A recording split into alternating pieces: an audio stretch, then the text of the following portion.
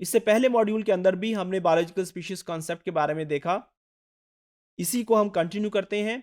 हमने ये देखा कि बायोलॉजिकल स्पीशीज कॉन्सेप्ट के मुताबिक एक जो स्पीशीज है उसके तमाम जो मेंबर्स होते हैं वो एक जैसे होते हैं, आपस में इंटरब्रीड कर सकते हैं और फर्टाइल ऑफस्प्रिंग्स पैदा कर सकते हैं।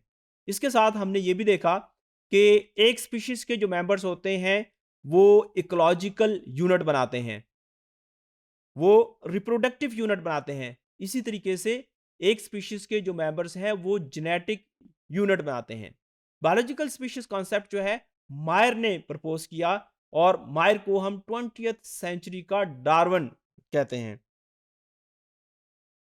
बायोलॉजिकल स्पीशीज कॉन्सेप्ट, जितने भी स्पीशीज कॉन्सेप्ट हैं उसमें जो सबसे ज्यादा वाइडली एक्सेप्टेड जो कॉन्सेप्ट है वो बायोलॉजिकल स्पीशीज कॉन्सेप्ट ही है। डुबजांस्की और हैंसन, जो कि बहुत मशहूर टेक्सोनोमिस्ट हैं, इन्होंने भी बायोलॉजिकल स्पीशीज की कॉन्सेप्ट की जो डेफिनेशन है उसको एक्सेप्ट किया। और इस डेफिनेशन को एक्सेप्ट करने की दो रीजंस थी। पहली रीजन ये है क्योंकि इसमें जीन पूल की बात होती है, और दूसरी बात ये कि रिप्रोडक्टिव आइसोलेशन की बात होती है इसके अंदर। जीन पूल के बारे में हमने कहा कि जीन पूल क्या है, ये sum total of genes which are present in a reproductive population. क्योंकि इस कॉन्सेप्ट के मुताबिक एक स्पीशीज के जो मेंबर्स होते हैं वो एक प्रोटेक्टेड जीन पूल बनाते हैं, और इनके जो जीन्स होते हैं वो आपस में जो इनके मेंबर्स हैं, क्योंकि वो आपस में इंटरब्रीड करते हैं, वो आपस में ही एक्सचेंज करते हैं, किसी दूसरे के साथ एक्सचेंज नहीं करते। इस वजह से ये प्रोटेक्टेड जीन पूल है। दूसरी reason, reproductive isolation. Biological species concept के मुताबिक एक स्पीशीज के जो मेंबर्स होते हैं they are reproductively isolated from other species. इसका मतलब ये है कि इस कॉन्सेप्ट के मुताबिक एक जो स्पीशीज है उसके मेंबर आपस में तो इंटरब्रीड कर सकते हैं, लेकिन किसी दूसरी स्पीशीज के साथ इंटरब्रीड नहीं कर सकते। इस स्लाइड के अंदर अगर हम देखें तो यहां पे पहले म्यूल का जिक्र है।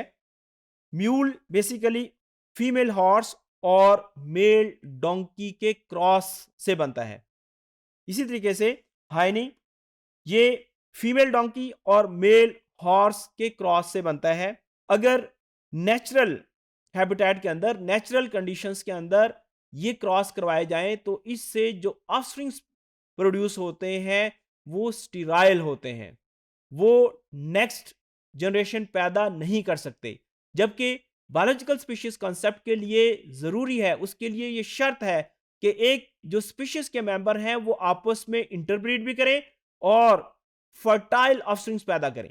अब जब डिफरेंट स्पीशीज के मेंबर आपस में ब्रीड करते हैं तो उससे फर्टाइल ऑफस्प्रिंग्स क्यों पैदा नहीं होते?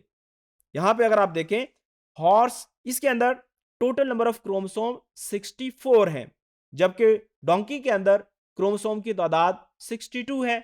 जब इनके अंदर गैमीट्स की फॉर्मेशन होती है तो हॉर्स के अंदर जब गैमीट्स बनते हैं, क्योंकि गैमीट्स मियोसिस के नतीजे में बनते हैं और मियोसिस के नतीजे में जो क्रोमोसोम नंबर है वो रिड्यूस होके हाफ हो जाता है। इस वजह से जब गैमीट्स बनेंगे, जब हॉर्स के अंदर गैमीट्स बनेंगे तो उसके अंदर क्रोमोसोम की तादाद 32 होगी, और हॉर्स के अंदर ये क्रोमोसोम की तादाद गैमीट्स में 31 रह जाएगी। अब जब ये दो गैमीट्स आपस में मिलेंगे, फर्टिलाइजेशन होगी, तो टोटल नंबर जो क्रोमोसोम का होगा वो 63 है। अब 63 जब क्रोमोसोम होंगे तो इसमें एक क्रोमोसोम ऐसा होगा जो कि अनपेयर्ड होगा। ये जो अनपेयर्ड क्रोमोसोम है, बेसिकली ये वजह है एनिमल्स के स्टेराइल होने की। यानी जब दो डिफरेंट स्पीशीज आपस में कंबाइन करती हैं तो उसमें ये म्यूल या हाइनी जो है ये क्यों स्टेराइल होते हैं? क्योंकि इनके अंदर एक अनपेयर्ड क्रोमोसोम मौजूद रहता है।